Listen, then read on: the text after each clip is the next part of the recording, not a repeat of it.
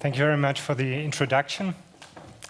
Last week, when I prepared for the discussion, I stumbled upon a book with the title Weltmacht im Abstieg, or World Power in Decline.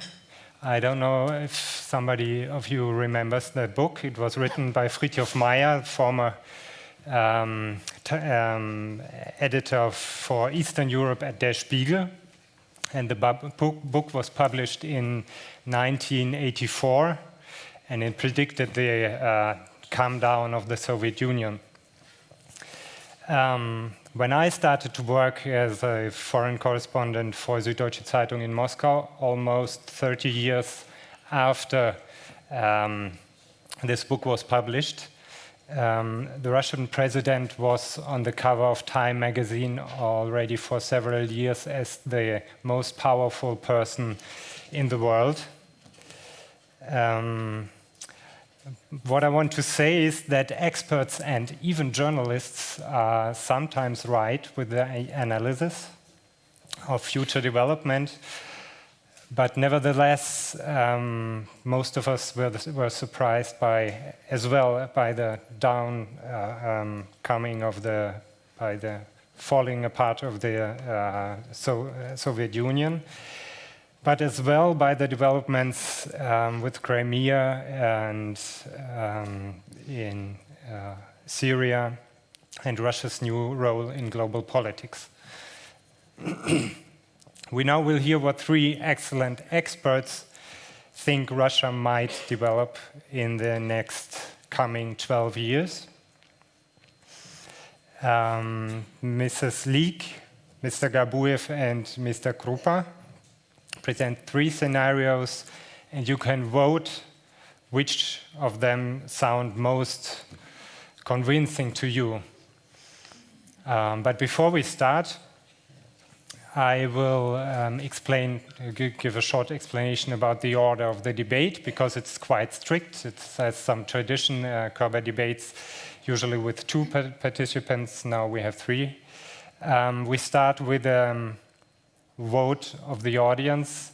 What do you think now is the most likely of the three scenarios? After that, our speakers will have 7 minutes each to convince you. To try to convince you. After that, we have 30 minutes for discussion. And after that, second final vote, so we can see whether something has changed or maybe not.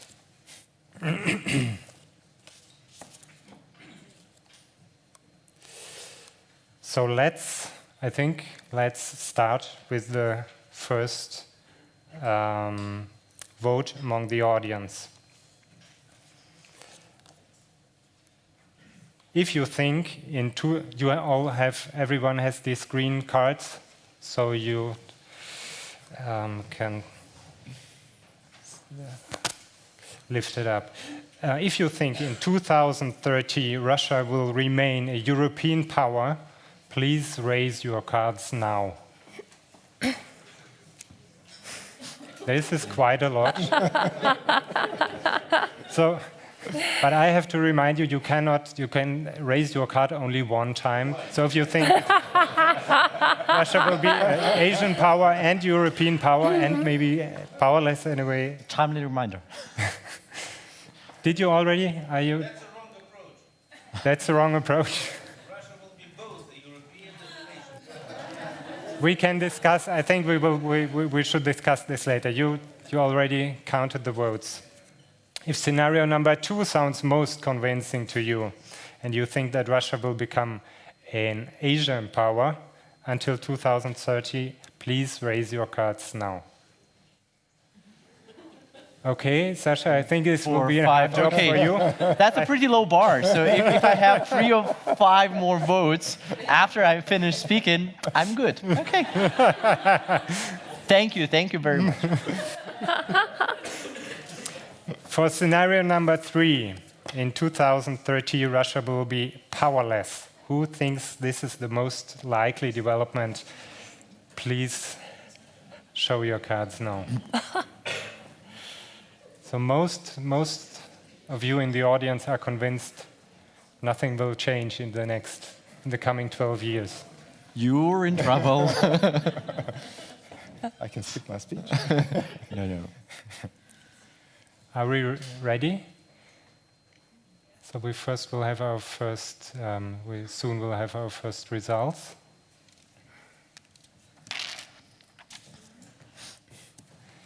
I think it's not surprising for you, but for the first scenario, Russia will be a European power, voted 41 of you. Second scenario, 6. And for powerless, 11. Wow. So 6 in favor of Asian power. So let's begin the debate. Okay. With the first scenario, Mr. Kruppa, European power. Thank you. Yeah. You have 7 minutes, the clock is ticking, and everybody in the audience will shout when it's over and you're still talking. Good. Okay. Thank you very much. I mean, as I don't have to convince you, I might be able to still give some additional argumentation to you why Russia in 2030 will still be a fully European power. I will argue that as there are common trends of modernization in all of Europe, they will also drive Russia into being even more European as it is today. And secondly, that differences that we currently see are actually differences of political architecture or governance that between you and Russia that will perish over time.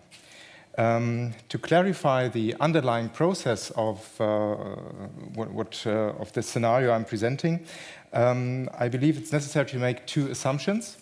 First of all, that the oil price will remain somewhere between $35 to $55. That's just to make sure that there's a little bit of modernization pressure on Russia left, but without any disruptive changes. And second assumption, and even more important, is that the European Union by 2030 has developed into a coherent political bloc of about 30 countries, and has overcome its current identity crisis and has found a sound foundation of its self-interpretation, self-determination, so that the EU, inside and outside of Europe, is clearly understood not as a geographical coincidence, but as a rule of law-based and social-oriented political form of governance. Now, with modernization and modernization trends, I believe that there are 3 general trends of modernization all of Europe and also Russia are going through. The first is, and most important, urbanization. In 1917, 80% of Russians were farmers. Today, almost 80% of Russians live in cities. That creates big changes in society when it comes to education, to knowledge transparency and highest level of information spreading. And last but not least, in economic terms, it leads to specialization in labor, it leads to mobility and high communication.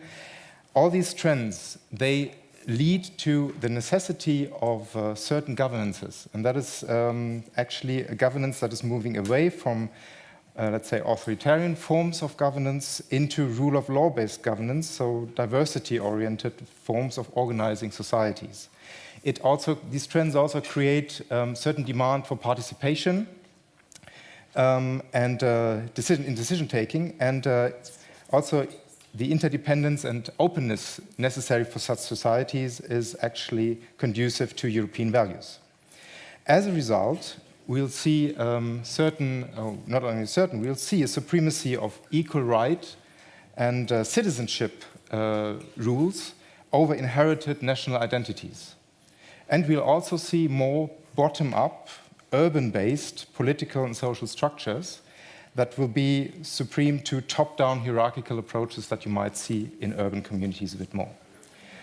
Now, these trends are not new. They are already developing for about 200 years, and I believe it is a joint 19th century and even longer joint European history we are going through.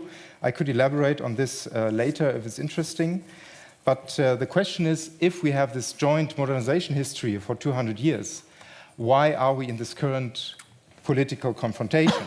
And in my view, the EU as a political institution and Russia with its political architecture represent two contradictory forms of governance. And the core question is how to govern and handle diversity.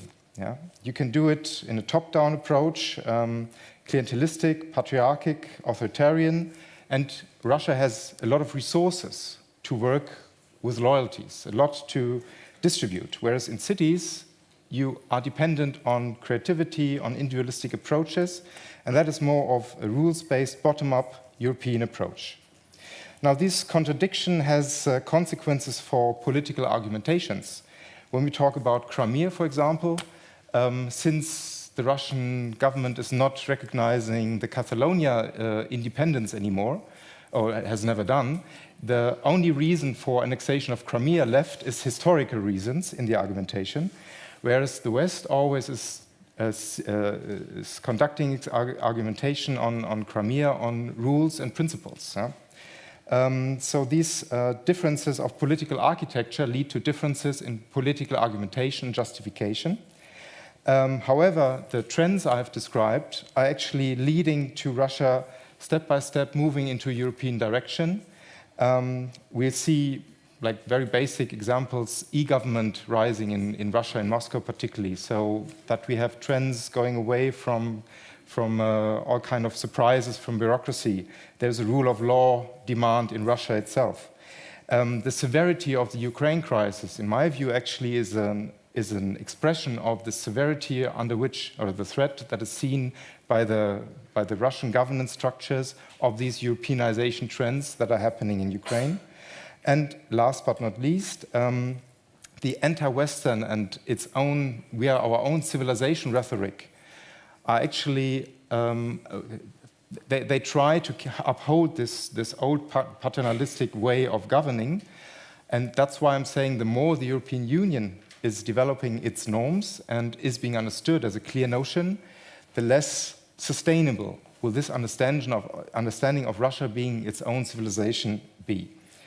And actually, Russia has the best preconditions to embrace European values. We should not forget that Russia is a multi-ethnic and multi-confessionalist state, and with the Rossiya understanding, it has a perfect basic to actually embrace European values.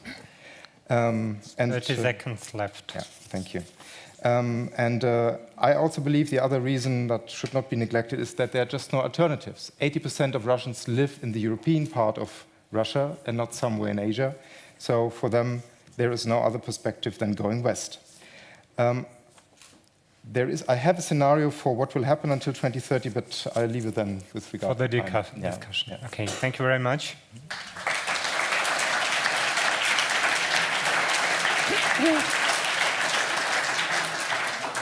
So I counted, you had to convince only 17 persons. Now you have to convince 52. Okay. May I say where I am? If Yes, that's okay? of course. Okay. Chancellor Merkel once famously said that Vladimir Putin lives in a parallel universe. My friend Mirko, with all due respect, I probably will not need these 7 minutes, I try to be shorter than that, to convince you that you also live in a parallel universe. Because we pretend to live in a world where the asteroid didn't hit the Earth. We pretend that the current conditions are just exactly like they were before 2014 and before August 2nd this year. Is everything going to be fine? And Russia just needs to moderate its behavior a little bit and get to its European roots, and everything going to be fine. Big change to that is the US sanctions law, which is here with us forever. I've held a discussion with one very senior Russian diplomat, very senior Russian diplomat, who said, Sasha, you are perhaps half of my age. I will not live that long to see the sanctions lifted. You probably can, but I'm not sure. Think about Jackson Vanik. It took Jackson Vanik an amendment to punish Soviet Union for banning Jews to emigrate to Israel. Like Soviet Union didn't allow that. Was introduced in the 70s. It took this dissolution of the Soviet Union, and it took 2 more decades for Obama administration to find a combination and constellation of stars on the Capitol Hill to revoke this and replace it with Magnitsky Bill, which did huge damage to our relationship, actually much worse than the previous Jackson-Vanik Amendment. Sanctions are here to stay. They are forever. And Russians are lucky because the current administration in the US is just foolish, sloppy on the implementation side. They are terrible. They fired Dan Fried. They fired the whole sanctions bureau inside the State Department. Every next administration, be it Democratic or Republican, will be much more focused, much more anti-Russian. There will be people in the power political positions who are not Russia connoisseurs. They don't know Russia, but for whom Russia is a very emotional thing because we intervened in their elections. And many people think that we have stolen the best years of their life in their government careers. Many colleagues of me in Carnegie do think that way. So I think that US will squeeze us really hard, and Europe cannot live somewhere and think that, oh, we're going to have a different sanctions policy. You will have to follow, because US is crucial for your security and because US is crucial for your economy. If you are a big business, why would you do something in Russia? So my thesis is very simple. Russia will depend on Asia, and China in particular, much more than it will depend on Europe.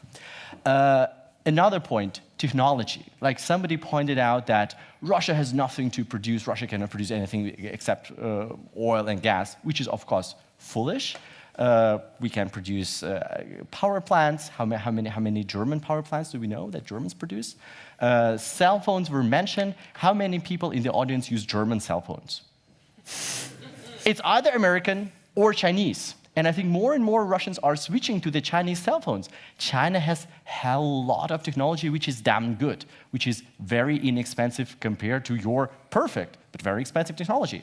We talk about high-speed train, Moscow to Kazan. Who is the prime bidder? It's China, not Siemens, which built our previous trains. Siemens probably will not be able to do that because of the sanctions and because the economy is not growing. China, sure, why not?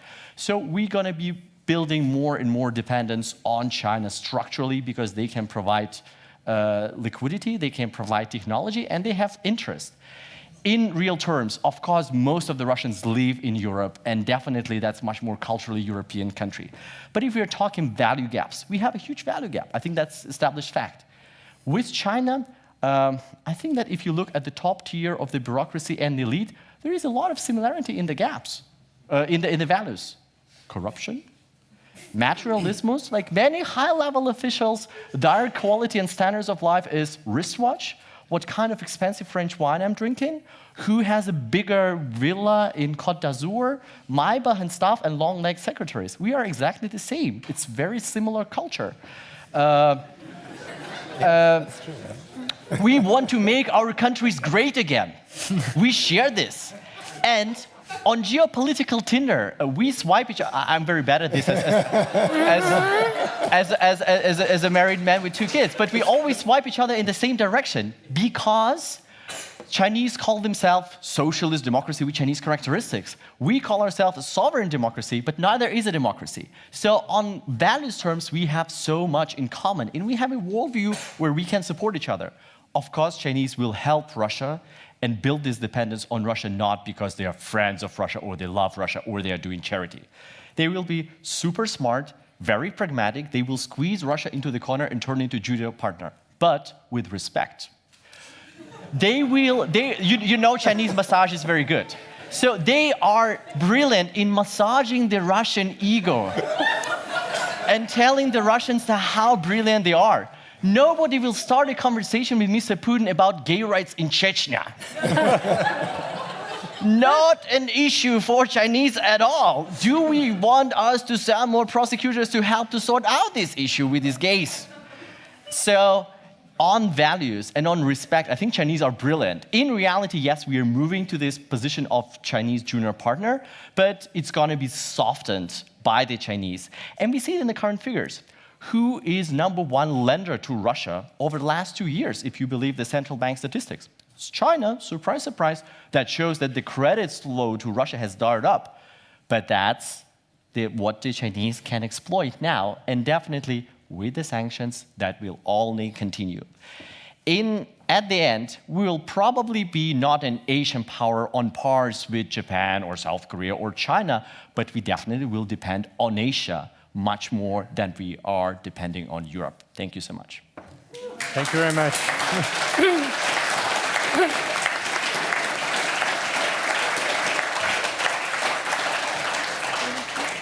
So everybody in the audience who has no German iPhone, cell phone, should swipe now on the debate Tinder for right from. Which side? Which side? Is it left or?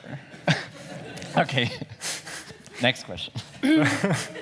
Powerless Russia in 2030. Please, Yeah. Ms. Liik. Well, I will start by quoting from Russian literature. Perhaps you know exactly how I am going to die, inquired Berlioz with understandable sarcasm. Would you like to tell me? Certainly, rejoined the stranger. Your head will be cut off. Berlioz asked with a sardonic grin. By whom? Enemies? Foreign spies? No, replied the companion. By a Russian woman, a member of the Komsomol. Oh yes, I was going to ask you, what are you doing this evening if it's not a secret? It's no secret. From here I'm going home, and then at 10 o'clock there is a meeting at the literary club that I'll be chairing. No, that is absolutely impossible, said the stranger firmly. Why? Because, replies the foreigner, Annushka has already bought the sunflower seed oil. In fact, she has not only bought it, but has already spilled it. So that meeting will not take place. As you know, that comes from Mikhail Bulgakov's Master and Margarita, first chapter. After that strange encounter, Professor Berlioz heads towards home, slips on sunflower seeds oil, falls under a tram, and his head is cut off. So my role is to argue for powerless Russia. And I'm going to look for these patches of sunflower oil in the current Russian landscape, already spilled by Annushka, that might cut short Russia's path to European or Asian power. And of course, very obviously, first place to look at is economy. Many in the West think that Russian economy is on the verge of collapse. That is not true. It's not even in decline. It's growing, but slowly, more slowly than it would be without sanctions and without the oil curse. It might be the case that Russian economy is not doing bad enough to inspire reform. If things were really bad, the country would need to reform. But if things are just about okay, then political expediency to keep the system stable and controllable will always have the upper hand. And they will think of reforms maybe only when it is too late. Also, there is lots of talk about transfer of power and maybe revolution or something happening. I don't think that's in the cards either. I think President Putin will manage a controlled transfer of power in 2024, not even to mention the election next year. Change will be evolutionary, not revolutionary. In some ways, that is good, because if we are looking, it could be argued that democratic change or economic reforms in Russia are more likely to come from the top, from appointed successor, because whoever comes from below will need to fight all sorts of different constituencies. But even so, this will not help, this will not bring enough new blood into the system. The new generation will come to power, but these are the people selected by the Kremlin, and of a technocratic type who will look at technocratic or PR solutions to political problems. And that is something we see in some places in the West that might not be good enough in the future. Also, brain drain. There are not that many people even to choose from, because everyone who is smart is free to leave Russia and look for jobs in the West. Many of them have Western education, but that doesn't mean they make use of that in Russia. They can do it anywhere. Why Russia will not become a European power? One of my favorite Russian foreign policy analysts, Andrei Kortunov, has written that the basic problem of Russian foreign policy is not how to cope with the world, but how to define it. And he explains Russia-Europe relationship exactly through that thesis, how Russia didn't understand that Europe will not accept annexation of Crimea, but impose sanctions. The belief in Russia had been that that maxim of Lenin, capitalists will sell you the rope they can use to hang you. And that has not proved true. So Russia has trouble understanding what Europe is. They either view us as American lapdog and think that independent Europe ought to be much more Russia-friendly. they have difficulty seeing that sort of pro-European energy taking hold now in Russia. They might also misread the nature of the crisis of liberal order, because crisis is there, but that can lead not into the collapse of liberal order, but to renewal of it. If established democratic institutions fail to be democratic enough, then democracy returns as populism, and that's what we are seeing now. There is possibility to make good use of that process. It doesn't mean you're doomed. Does Russia become Asian power? Not necessarily, because it views Asia through great power relationships. It doesn't view Asia as Asia. It doesn't have solution for Asian problems. Neighborhood. Russia will invest huge resources into keeping neighborhood in its orbit. And maybe they will manage, but still they will miss a wider trend that independent agency in all these countries is going to grow. And in the end, to keep them in your orbit, you need to have not genuine soft power as opposed to force into friendship. And finally, history. I can understand why President Putin has tried to blend different strands of the past, red and white, and merge it all in some state-centric basis. But ultimately, I wonder if that is sustainable. If one doesn't have a clear story behind oneself, then everyone else's narratives are irritating and lead into conflict. I remember meeting a young Russian civil servant born after 1990 who said that he cannot understand Stalin. On the one hand, great reformer, on the other hand, huge crimes. I asked, do you need clarity? Of course, he said. You cannot do policy if you don't know where is good and evil. So these are the factors that could make Russia powerless. Elizabeth asked me, what would powerless Russia look like? I have another quote from literature to tell you about that. That comes from Vladimir Sorokin's Day of the Oprichnik, a grotesque novel about Russia in 2028, where futuristic technologies blend very successfully with a semi-feudal social order. But I have no time to read it to you.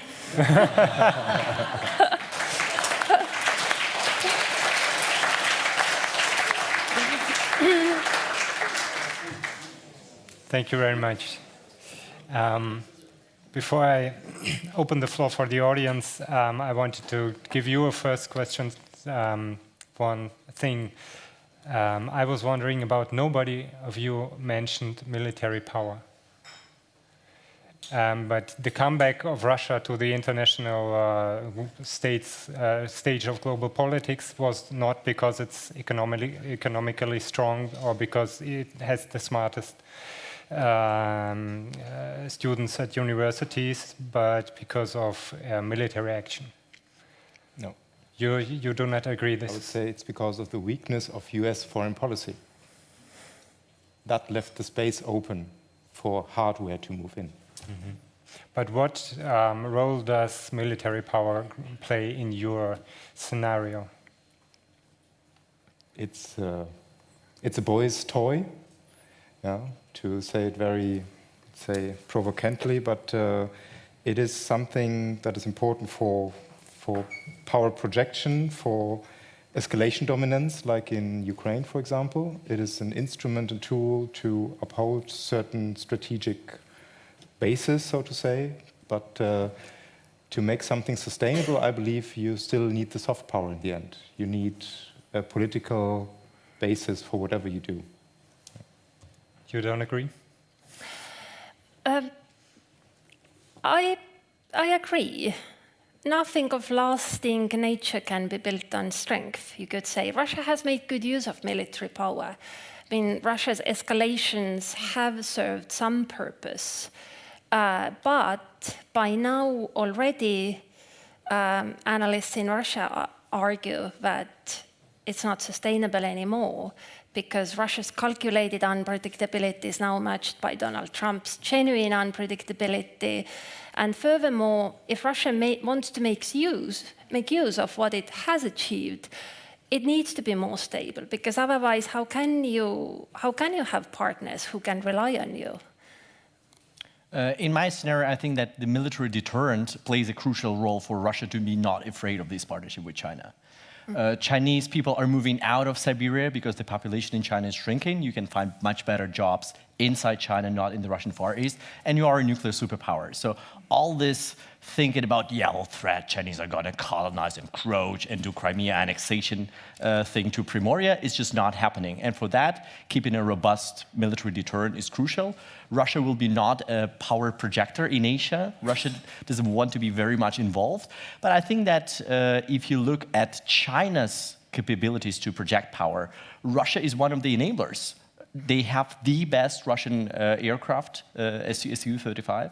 They have the S-400, which is your Russian answer to Patriot PAC-3. And I think as this dependency I was talking about will grow, Russia will be more inclined to sell sophisticated weapons to China because it's either we sell them now or in 10 years Chinese will develop them themselves and we don't sell it. Now that very much explains the calculation. And last point, the more you sell to China, the more agitated the neighbors are. Who was the second buyer of S-400 after China? It's India. And now Vietnam is also queuing to Russia and saying, hey, can we buy something from you? So it's a very smart, short-termist, but smart strategy of marketing on these opportunities. Okay, more questions?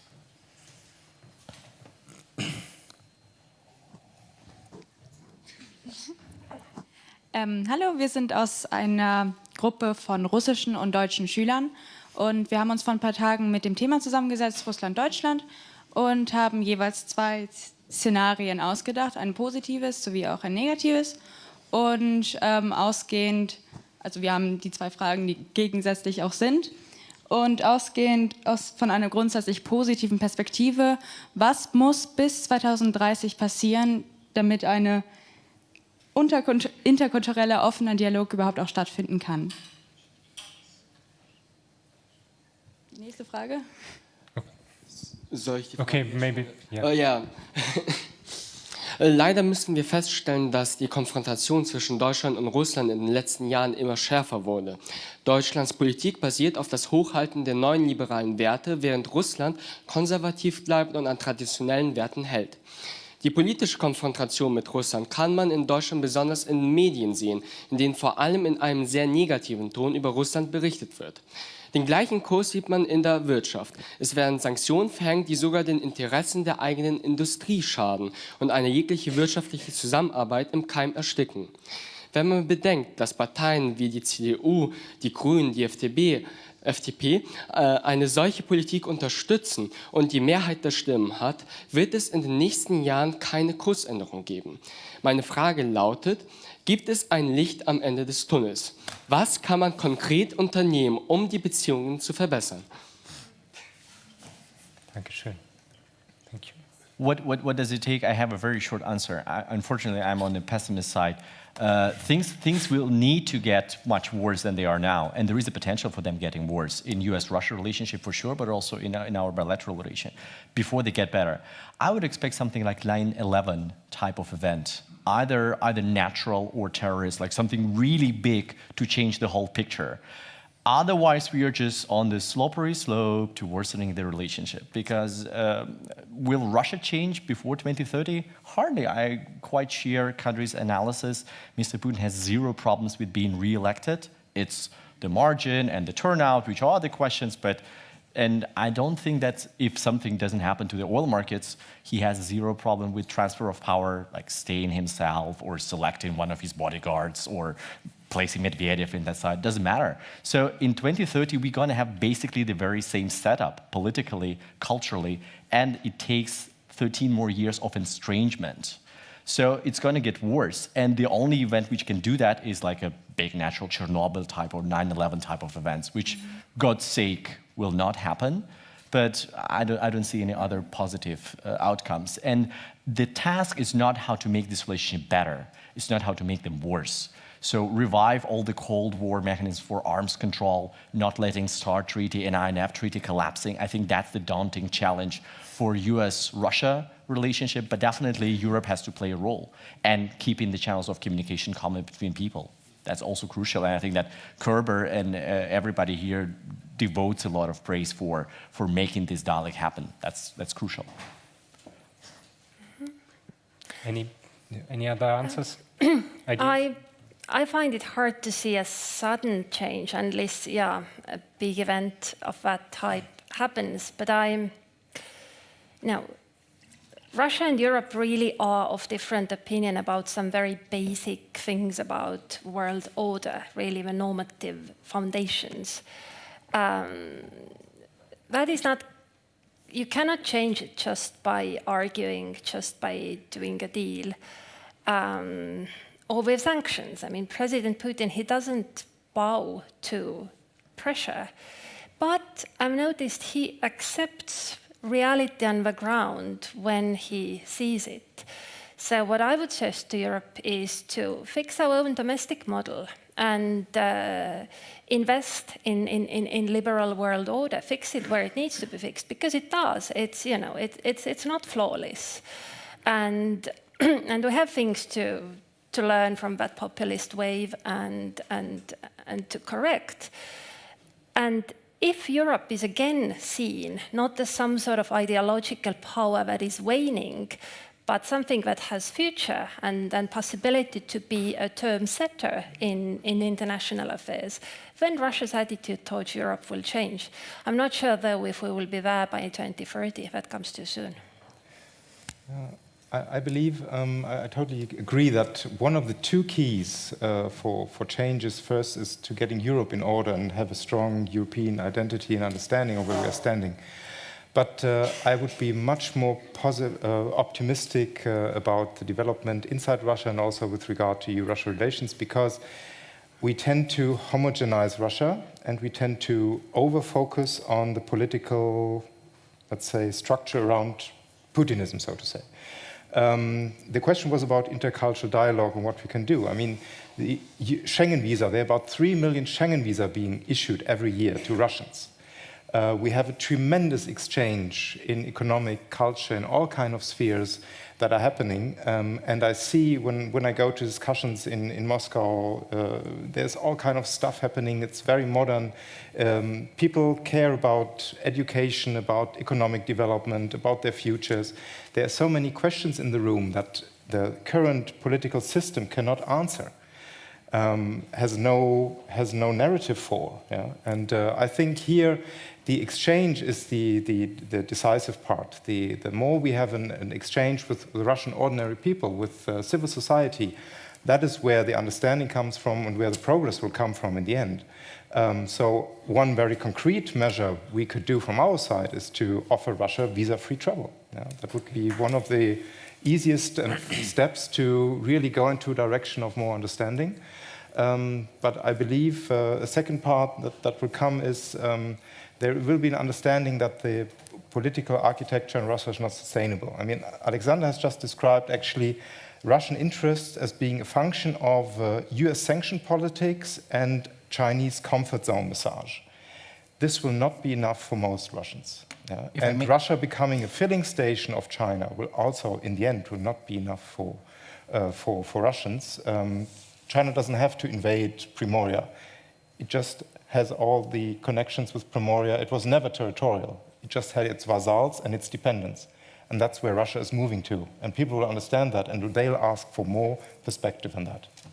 I think that the lecturing tone of European officials creates much more allergy in Russia than the soft long-term game of China so far. If you look in the polls, that's strangely because Russia needs to have an educated debate about China, which it doesn't. But if you look at the polls, surprisingly, China is the most favored nation since 2013. And the popularity of China is growing both in the Far East, where China is its neighbor, and in Central Russia. Unlike you guys, which is surprisingly, like Germany has been the most favored nation from all the nations except for Ukraine and like our tightest neighbors. That's changing, and I think that we shouldn't misinterpret that. 3 million people for 140, I always forget how many we are now after Crimea annexation. That's peanuts. That's peanuts. And how many of them are people like who are not on the sanctions list, but are wives and people who are very loyal to the state? Coming here, spending money, or hiding your corrupt money here, or just normal educational exchange, doesn't mean that you are friends with Europe. How many people who are on the sanctions list who had property here were sanctioned because they did something to the European order, or assumably were tied to the handling of Crimea situations? So it's not a guarantee that it will save us from anything. I'm sorry about that. One More could, argue, Nobody's arguing for that. one could argue that Russians have better opinion of the West if they don't visit. If you remember the reputation of the West in the Soviet time. Exactly, exactly. I'm all in for visa-free regime. Whether that's feasible with your internal debate here. Okay, I will have the question to Sasha and to Kadri. To your scenarios, actually. To Sasha, firstly, do you estimate in your scenario, actually, you've told exactly about this, habits of Russian but political elite, which you, on values level, much more closer to China than to European Union, but you would take the habits of the whole population, and even the habits of your elite. Your elite are having their children, their wives here, their money either in Switzerland or in some other very nice places in Europe. How do you see to shift or to push all these guys immediately to take all this and to Asian direction to be transferred? I suppose it's very problematic. For the population as well, how do you change real many European habits in the population, starting even from the culture? If we take the literature, if we take all many things in Russian culture, which are mostly European, how do you explain in what, be it presidential decree or something like this, from now on we are turned to some Asian culture, how do you see this in procedure? And to Kadri, the question, a very good explanation on the factors which could influence this turn. Time is over. Yeah, exactly. Short question. How do you explain that having all these negative factors, nevertheless, it's a history of Russia many times, having very negative factors together, Russia found some resources to overcome this. Don't you see something like this in your scenario, that nevertheless, by all negatives, Russia will find some resources? Thank you, Alexei. Big question is whether these people will be able to keep their money here after the sanctions. If you look at the sanctions bill itself, it tells the president to provide to the Congress information about the property and the origin of money of all the Russian oligarchs from the 90s. That's scary. Like what Russians are trying to nationalize the elite, and that's what Putin really wants, to bring all this money and people back to Russia. There will be a scenario probably that in 5 to 10 years people think it's really too risky, and it's either you quit the system and run away, or you move back to Russia, or you move your money to Hong Kong. I see that happening. On your second question, you don't need that signification of Russian culture. It's a very Russian argument that the more we cooperate with China, the more authoritarian or Chinese we become. Look at Australia. Australia is a resource subsidiary to China and to Asia Pacific in general. It depends on China the way Russia will depend on China in my scenario. The thing is, it doesn't make Australians less democratic or less Australian, actually. So the problem with Russia is that the culture will be more backward and undeveloped, not that it will get more signified. And again, these habits and reading Tolstoy and Dostoevsky doesn't make you support Crimea annexation less. That's part of the problem. Yes, well, I don't think you can actually argue that throughout its history, Russia has always found resources to come out. I mean, sometimes that is through profound shakeups, like the revolution of 1917 and 1991, I mean, through state collapses. And that sort of resets the system. And then you have a new start and everything starts again. But we have had exactly those same examples, how failure to reform in time leads to a process that ends in catastrophe. So I'm not saying that this will happen. That was my role in that debate, but those examples are there. Okay, I have a question to Kadri. In our debate, you predict that Russia will be powerless in 2030. My question is, can you imagine that a country the size of Russia will be powerless without falling apart?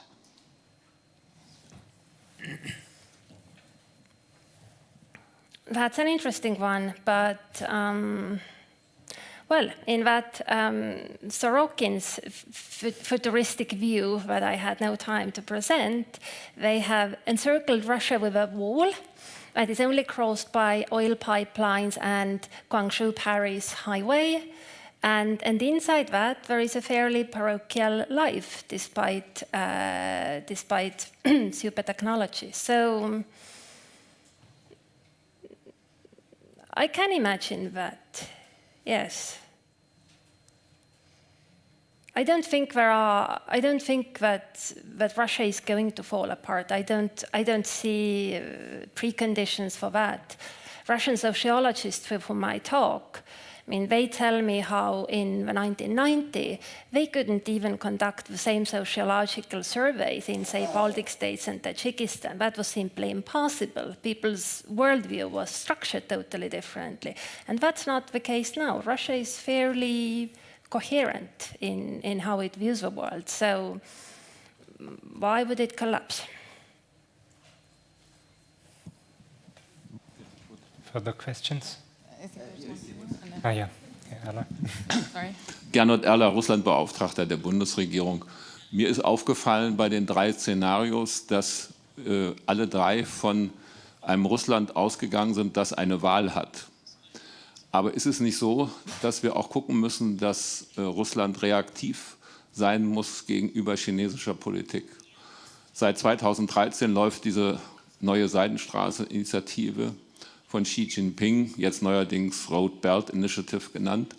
Wir haben gehört, dass da alleine 900 Milliarden Dollar eingesetzt werden sollen. Das ist 3-mal so viel, wie der russische Staatshaushalt im Moment ist. Und die erste Reaktion von Putin war, eine Большое Евразийское партнерство auszurufen, eine große eurasische Partnerschaft, indem er vorgeschlagen hat, alles zusammenzubringen. Die Seidenstraßeninitiative, SCO, die Shanghai Organisation für Zusammenarbeit, ASEAN, sogar BRICS, zusammen mit der Eurasischen Wirtschaftsunion. Aus meiner Sicht ist das reaktiv, sogar eine Art Umarmungsstrategie, aber es ist keine wirkliche strategische Antwort auf diese unglaubliche Offensive, die ja bei dem wichtigsten Sektor durch Zentralasien über Russland bis nach Europa gehen soll, um chinesische Waren zu transportieren und neue Märkte zu erschließen. Ist das nicht sehr wahrscheinlich, jetzt kommt die Frage, ist das nicht sehr wahrscheinlich, dass die russische Politik sehr stark bestimmt werden wird durch eine notwendige, erzwungene Reaktion auf diese chinesische Offensive? I wouldn't confirm you in everybody's hype in Europe about the Seidenstraße, about the Belt and Road. Problem is that if you look at this initiative, now it covers also the US, right? Trump came and Belt and Road Fund has signed a fund with Goldman Sachs. So now US is also part of Belt and Road. I think that we know that very well in Russia. If some words drop out of great leaders' mouth, it becomes a national strategy and national vision. In China, since I'm a China watcher, every barbershop had a conference on how this barbershop can be part of Belt and Road and support it. It's very hollow. It's a very hollow concept. A lot of these things which are announced as glorious example of Belt and Road success, like Gwadar port in Pakistan, it started being built in the year of 2000, 13 years before Belt and Road was announced. So what we are talking, and then all these land-based pipelines and routes, which will compete with sea routes. Question to you. You will order a pizza or a Würstchen to your lunch time in Bundestag at about 12 noon, 1 p.m., and that costs you 50 cents. Somebody calls you and says, I can be there at 10:15 a.m., right now, in 5 minutes, but that costs 3 euros. Will you accept that? That's the thing about land-based routes. They are absolutely uneconomical, subsidized. Carnegie does a lot of reports just looking into that. It's all, subsidizing domestic industries. It's not working. What is really working is that China is growing still. China is trading more. China is investing. China is becoming globalized. So we should talk about China's globalization and growth of Chinese ambitions, than about some smart strategy which these people in their ivory towers have invented. And I think that talking about the Большое Евразийское партнерство, the Great Eurasian Partnership, Russia has great track record of producing pipe dream projects and conceptions, right? Both in Europe and in Asia. So you shouldn't be looking at this very seriously. What has happened is that Russia the Eurasian Economic Union started to move in discussions about trade partnership with China. Now, once going to be signed, it's going to be very empty because it will not discuss tariffs. But it is the first step, and I couldn't imagine that Russia, with all this protectionism, Timchenko's Rottenberg sitting around Putin and saying, no, no, no, no, no to free trade, because that's how we destroy our little monopolies at home, that Russia will be actually taking this road. And now Russia is more talking about Shanghai to St. Petersburg than about Lisbon to Vladivostok. That's the thing.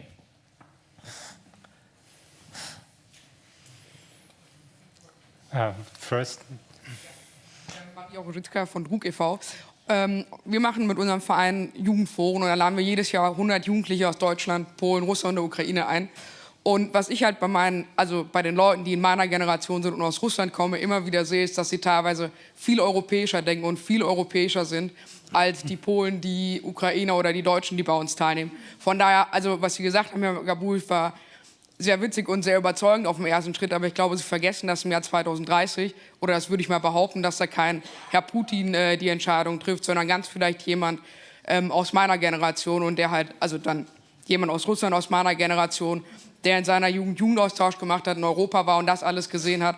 Und ich glaube, dann bleibt für Russland gar kein anderer Weg mehr, als sich nach Europa zu orientieren. Auch vor dem Hintergrund, dass wir jetzt schon große Kooperationen in der Wirtschaft zwischen Europa und Russland haben. Und ich glaube, dass es eine Frage ist, die ja nicht mehr die heute an der Macht sind, treffen werden, sondern ja, die Leute, die dann in 10 Jahren oder in 20 Jahren die Entscheidung zu treffen haben. I see your point. Your problem is confirmation bias. You talk to people who are very much like you. Like, who is there coming to all these exchange programs? And who are most of Western think tankers, except for Kadri and other people at Körber who speak brilliant Russian, talk to in Moscow? These are westernized, liberalized people, partially like myself, or elder generation who say democracy will fix it all, Putin is the evil and stuff. And they get these confirmation biases. What I think Trump and Brexit has learned us is just not to be naive and try to learn the country you are living. I do believe 86% of support in Crimea annexation in Russia, also in younger generation. I don't support it. I don't have a problem to call Crimea annexation. I don't see a way for us to return it to Ukraine. That's a different story. But it's a genuine figure. And if you want to make your point, you need to travel to talk to your fellow Russians and not to be in your little Facebook echo chamber where all the posts are very much likewise and everybody's sharing the same articles from the New York Times. That's the problem. I think that is not the full picture here.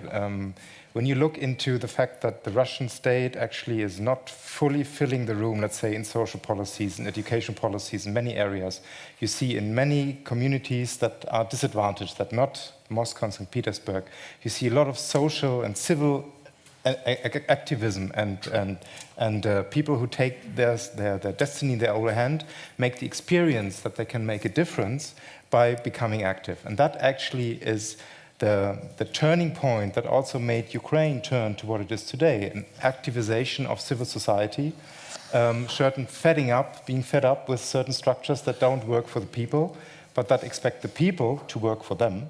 So this shift of understanding that there is an individual not only necessity to work, but an all responsibility, but that actually it can make a difference. This is an experience I think many people are making right now across Russia, and maybe sometimes even more outside of Moscow and St. Petersburg than inside.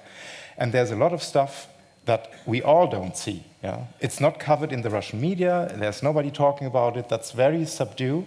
But I have a certain feeling that there are changes coming about that Russian politics in the end will not be able to just disregard. I agree with this, and I subscribe to your vision. The problem is that hating corruption and hating the inefficiency of Russian state doesn't necessarily equate with foreign policy thinking on Crimea.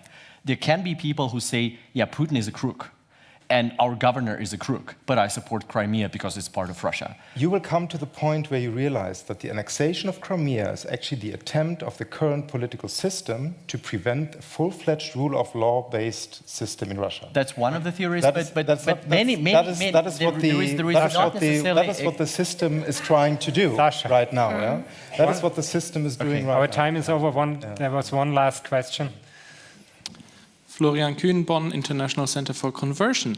My question is, in all three of your scenarios, which role does digitalization play in the transformation of the life world for security, and also what the control of digitalization, that means the technology and the governance of populations through technology, means for these scenarios? Thank you. In my view, this is a very contested issue globally. We don't have rules of the game, and I think that it takes 3 years to agree on a bureaucratic document in one country and probably 6 years to agree on UN level, and the technology is advancing much faster.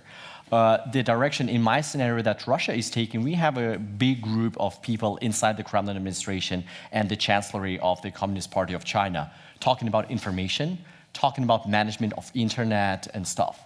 And I think that Russia importing the Chinese system of internet regulation and supporting hardware to do that is a very likely option. I would totally see that on the horizon for 7 years. Many stakeholders in Russia are very interested in that, and these are powerful stakeholders. I think the answer to your question is transparency. These technologies, they provide possibilities to look into matters much more sophisticatedly from different angles and much more deeply than we are used to that. Like in the early 30s, it was possible to almost entirely cover from the world the suffering of millions of people in the Soviet Union starving to death from hunger. That was hardly seen because there was no media, there was nothing. Now, what we see now is with media access, with digitalization of accessibility of information, Paradise Papers, Panama Papers, all the transparency we'll see with the US sanctions working on the publication of assets of Russian oligarchs. Digitalization, I think, in the end, particularly makes a difference when it comes to exchange of information and getting yourself informed. That, I believe, will be the... Go read Facebook and Twitter CEOs' testimonials to the Congress. That's just... So, I think that the technology is the answer, and that provides a lot of transparency. Is entirely wrong, because if you are some Olginsky trolls... It's not the technology doing that. It's the people who use the technology. Yeah. So we should give Kadri the chance to answer this question as well. Yeah. Well, under my scenario, powerless Russia technology would be used to control the population and entertain the higher classes, but not to democratize or modernize or something like that. In real world, I do worry actually about negative effects of technology. And even in those same things we talk about now, such as whoever has hacked whoever's elections, you know, we see some activity somewhere in the cybersphere. We see patterns, but we don't know what stands behind them. We don't know who is behind it and why is it doing. So I think that is actually potential to mislead us into terrible misunderstandings and very uninformed policy choices. So, you know, my suggestion definitely would be that don't rely on forensic cyber stuff, cyber forensics. Invest in good old human intelligence. In intelligence world as well as in diplomacy, public diplomacy, stuff like that. Okay. I'm sorry, our time is over for the discussion. You now have 3 to 5 minutes for your final statements. And after the statements, we will see whether you could convince the audience in either way or not. Will you start again? Okay. Well, I think it was an interesting discussion, but I must say I'm even more convinced than before, at least for me personally.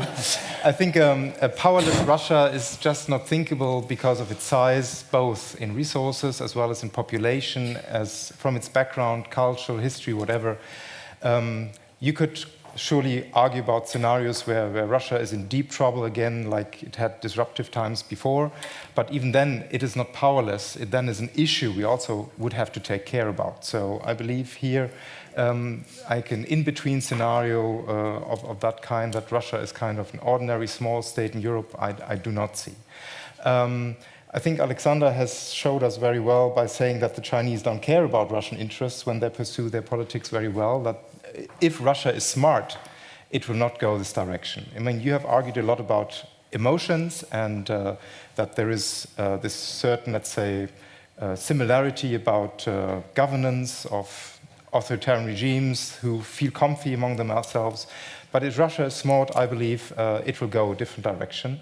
I believe even more now that with the disadvantages you have also mentioned in your presentation, that the European way is the only sustainable and the only one that will intrigue and will be interesting to a modern, young and activist Russian society. Thank you. Thank you. Okay, I think I will do a typical Russian thing and side with somebody and find a coalition and then try to divide the Europeans. I think that the easy part here is that our scenarios with Kadri don't contradict at all. And if you're going to finish with your quote, that's exactly the Sorokin scenario, which sees Russia much more dependent on China and Asia, powerless, parochial, archaical. This is basically very much preconditions for the same scenario. Coming to your point, I think that Russia's turn to Asia, now turning away from the debate role, is long overdue. Russia was just stupid and foolish to be a resource supplier sitting between the two largest markets and put all the eggs in the European baskets because we are used to that, we have the same culture, your banks are much better to hide our dirty money than the Chinese banks, and of course, Côte d'Azur is much better than Hainan. That's true. It is true. It is true. It is true. It's far away. I remember some very senior Russian officials going to Boao Forum and saying like, it's 10 hours? 10 hours flight? No, really? Okay, I have a private jet supplied by company XYZ. But like, really, oh, that's painful. So all days of Davos used to be much nicer. The problem is that all days of Russia being welcome at Davos and many other places are not perhaps coming back. Some Russians. And I think then the problem is that we really need to look into the values and social consensus around Crimea issues and about many issues in Russia. People don't necessarily equate Western way of life, burgers, some technologies, computers, genes, and pop music with European values. Look at China, look at many other countries, that's exactly the same. And the national identity, which might be sort of backward, patriotic, make it great again, is there. And I think that unless Russia itself addresses these issues, and I'm a big believer in Russia's modernization, democratization, not for the sake to be closer to Europe, but because Russia needs it for its own interests. I don't think that this is necessarily the scenario that we are going to see in the future.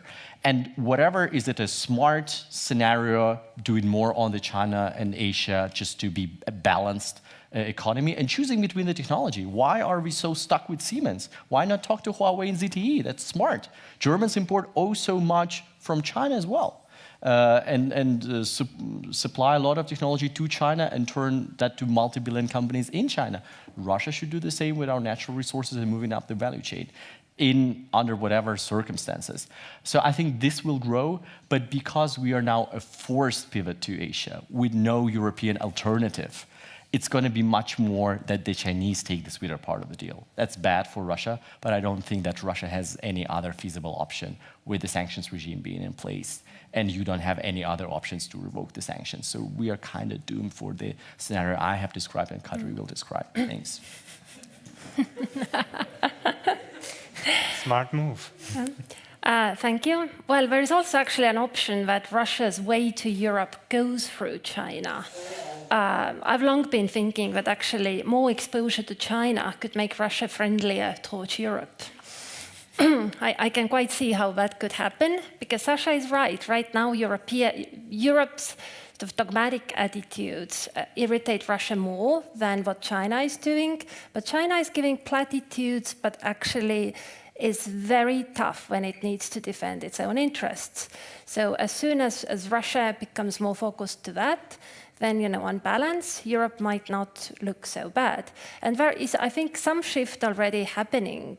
I mean, big partnership with China has not worked out the way some people in Moscow hoped. And I think there is some embryonic turn back to Europe. But we have no time to discuss that. Instead, indeed, as Sasha suggested, I will finish with my second quote from Powerless Russia.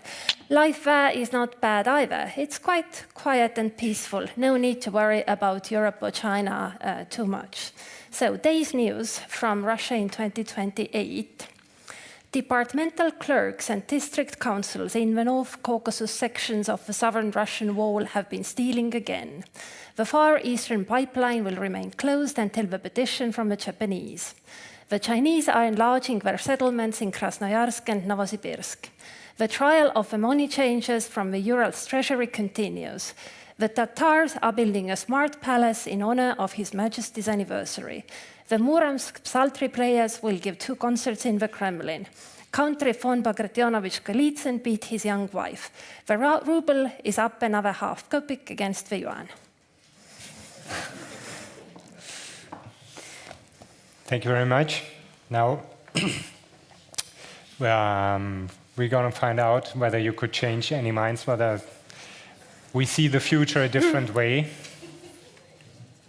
Has everybody got his green cards? So every time this green square appeared on the screen, I some sort of nervous, because it's also the sign of some Russian media outlet.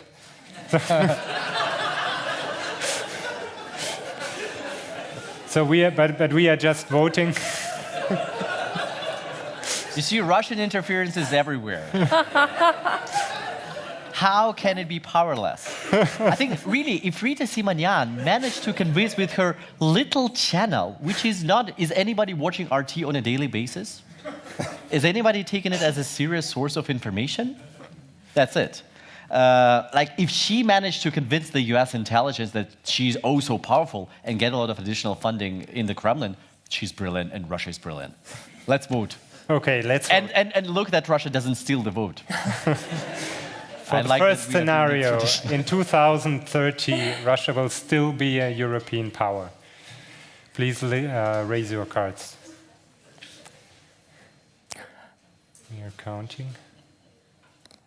Seems a little less. Slightly less. Are you ready? We are ready.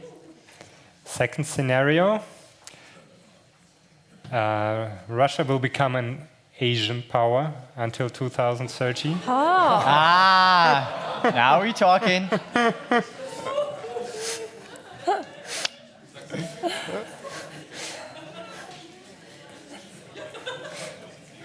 Okay, we are ready.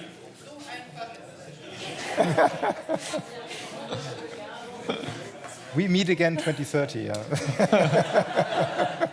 Yes, I think we should meet again 2030 at the Körber Foundation debate. Long live Körber. Russia in Asia.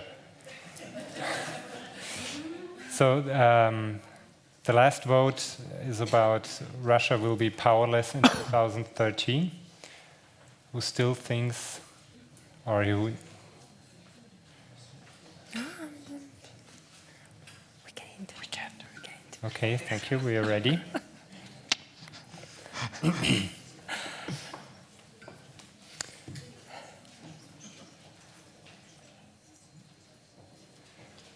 So we're waiting for the results. I remind you that the first voting for scenario number 1, there were 41 votes. For second scenario, Asian power, 6 votes.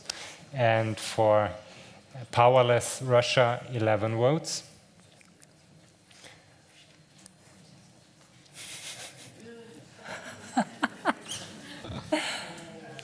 Thank you. Oh, sorry, it looks...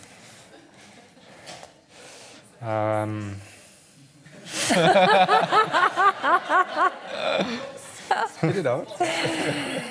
So where should I start? Scenario number 1 looks bad for Europe, I think so. Scenario number 1, 27 for Russia as a European power. 35 voted for Russia as an Asian power.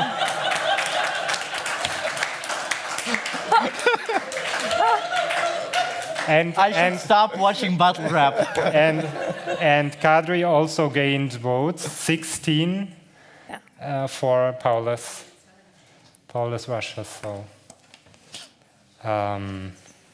this is not the Russian interference, trust me. These are just facts. Okay, I thank you very much, Mr. Kruppa, Mr. Gabuev, Mrs. Liik, for an excellent and very, very thought-provoking discussion.